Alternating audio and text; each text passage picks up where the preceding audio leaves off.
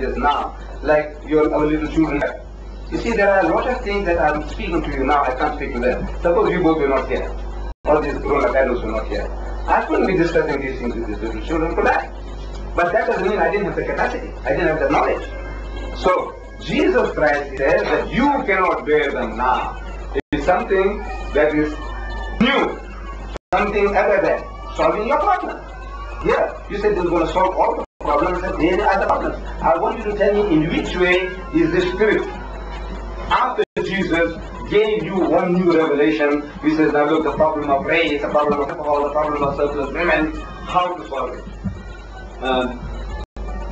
What we are looking at, and we sat patiently and listened to you while you spoke without interjecting.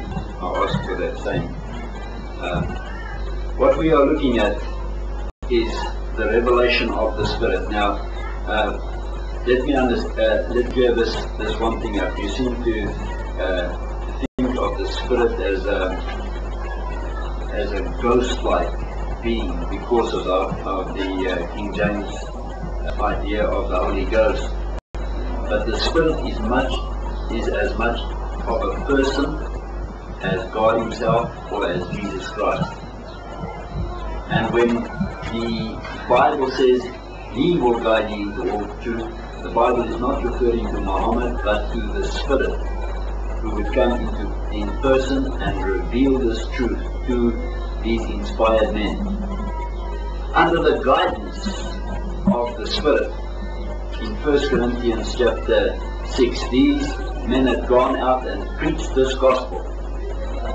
They record the effects of the gospel in these words. Now notice, do you not know that all unrighteousness shall not inherit the kingdom of God?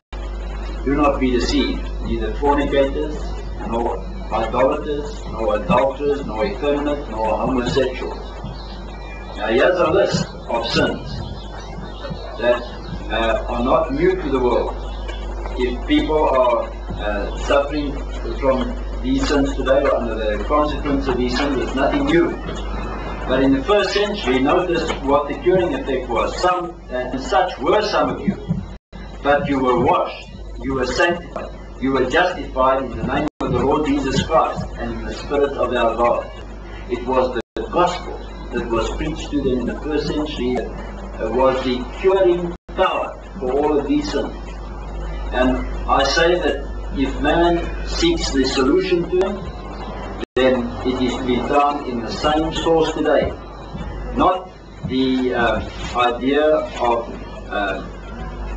man-made gospel, not the idea of something that has been watered down by man, but the pure, unadulterated gospel that was preached in the first century. Peter, in referring to the gospel in 1 Peter, he says, since obedience to the truth.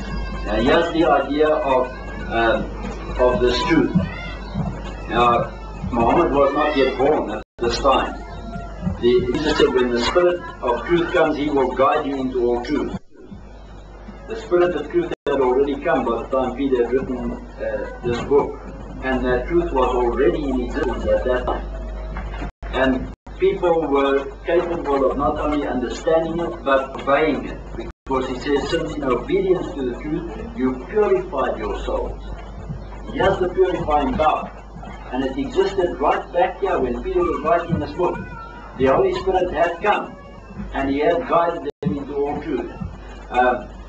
We spoke, and you mentioned that Jesus breathed on them and said, receive the Holy Spirit.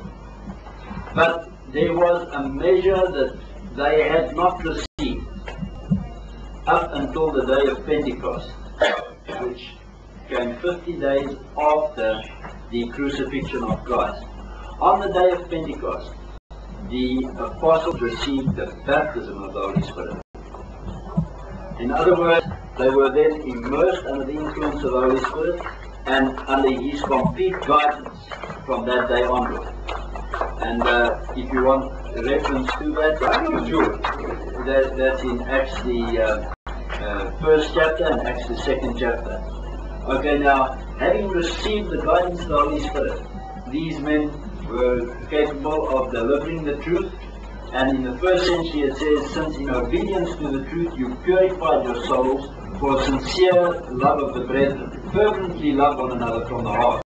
For you being born again, not of seed which is perishable, but imperishable, that is through the living and abiding Word of God.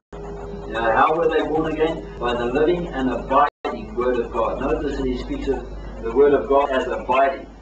Jesus said, my word will not pass away. He speaks of the word as abiding. He says, for all flesh is like grass, and all its glory like the flower of grass. The grass withers and the flower falls off, but the word of the Lord abides forever. And this is the word which was preached to you. So he refers to the gospel as the word that was preached to them. It was the cleansing agent. If you seek solutions to the problems of mankind today, regardless of what they are, we don't need new truth.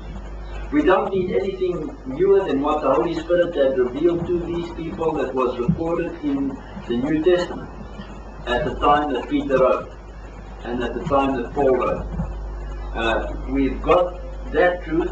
It worked efficiently back there, and I believe that if it is preached in an unadulterated state today, it will work just as efficiently today.